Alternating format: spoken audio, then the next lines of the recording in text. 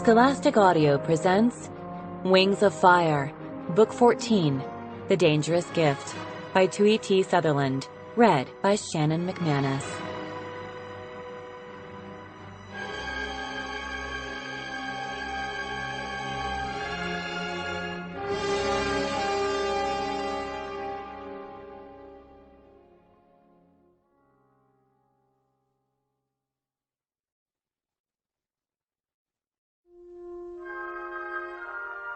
The Lost Continent Prophecy.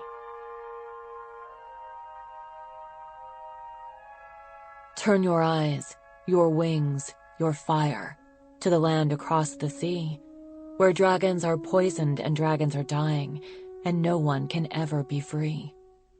A secret lurks inside their eggs. A secret hides within their book.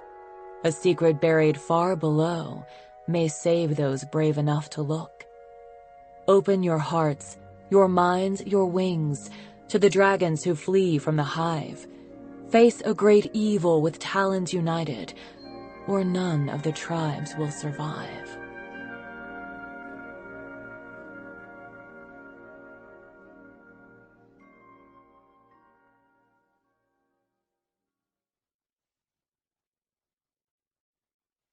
Prologue. Swordtail blinked awake in a haze of smoke. Smoke clung to the air and filled his nose. Even the savanna grass seemed to still have wisps of smoke clinging to its blades. There were dragons all around him. Hundreds, maybe thousands of dragons, but he didn't know any of them. They were all lying in the tall grass, and on the other side of the smoky sky, he could see the blurred outline of the sun. The last thing he remembered was falling asleep at night, in the jungle, next to Blue and Cricket and Sundew.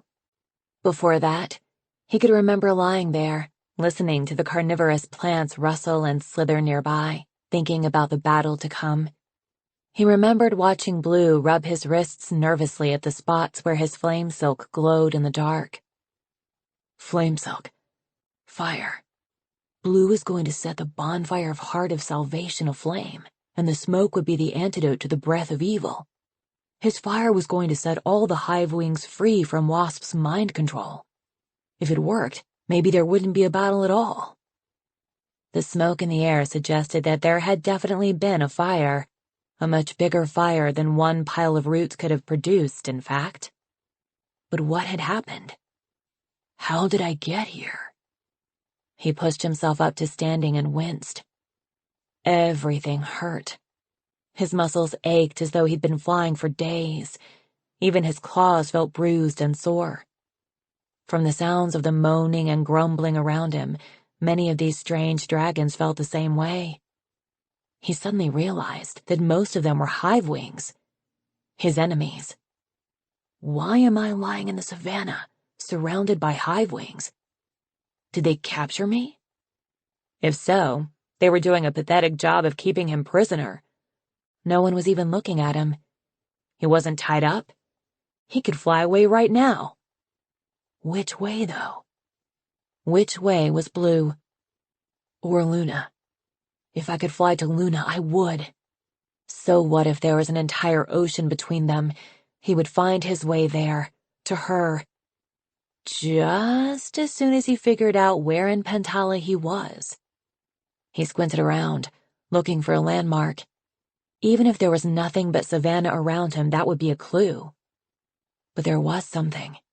2 hives, visible in the distance, with glimmering webs stretching between them, which meant the poison jungle should be in the other.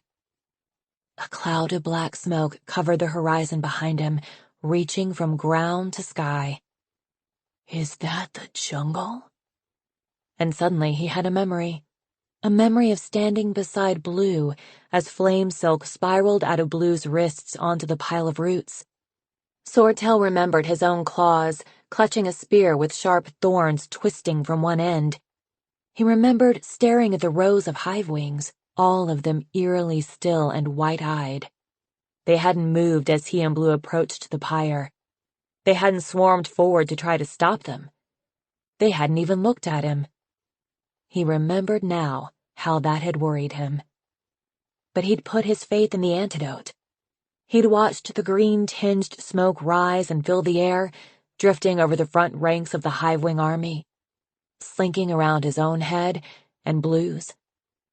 And then he'd felt his claws twitch and sink into the ground. His wings opened, but he hadn't moved them. His head turned toward Blue, and his mouth moved, and something that wasn't him spoke through him. 2 little silk wings, all for me. Just what I always wanted. And one of them a flame silk. So nice when a plan sprouts exactly the way it's supposed to. Blue had stared back at him, his talons also firmly planted.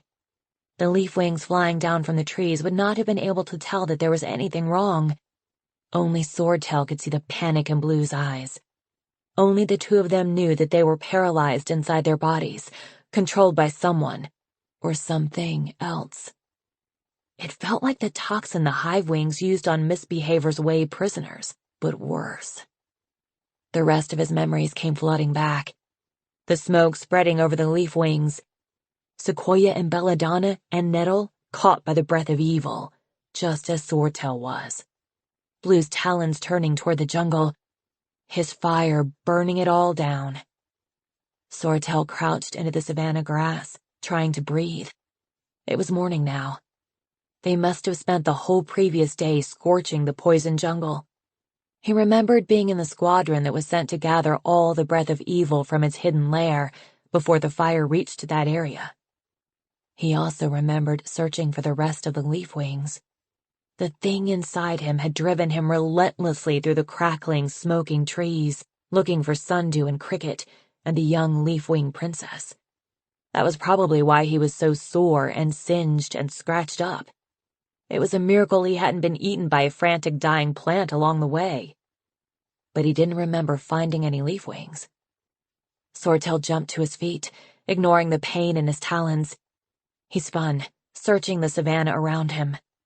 Hundreds of Hivewings, a few leaf wings, but nobody he recognized. No Sundew. How had she escaped the smoke by the battlefield? Oh, wait. She hadn't been there when Blue went to burn the roots. He didn't know where she'd gone, but maybe that meant her mind hadn't been taken over.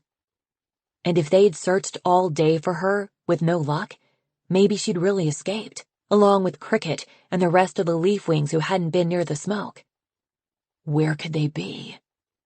He lifted one talon gingerly, then the other. He was controlling himself right now. His head felt curiously light, as if it had been caught in the grip of someone's talons all night, and they'd just released him. Cautiously, he started walking through the grass, toward a flicker of bright blue wings near one of the shrubs. Blue? If he could find Blue, they could fly away together. Maybe the mind control had been temporary. Or maybe it didn't work over long distances. Maybe they could fly out over the ocean, as far as they could possibly get, and escape its clutches that way. It was Blue. Swordtail could see soot smudged along Blue's face and limbs and wings, but it was unmistakably him, asleep, with his brow furrowed in worry. Swordtail was a few steps away from his friend when his legs suddenly froze. He felt a chill sweep through him, all his scales shivering away from believing that they'd been taken over again. "Nice try," his own voice whispered. His wings folded in and he dropped to the ground, stuck in place. Trapped. So close to Blue, but so far from himself. She has me in her claws, he thought. But she can't read my mind. She can't stop me from thinking. Or hoping. Blue and I may be stuck here, but I believe Sundew and Cricket escaped. Maybe they went to find Luna. And if they did, I know they'll come back for us. They'll find a way to set us free. We just have to survive until they do. Part 1.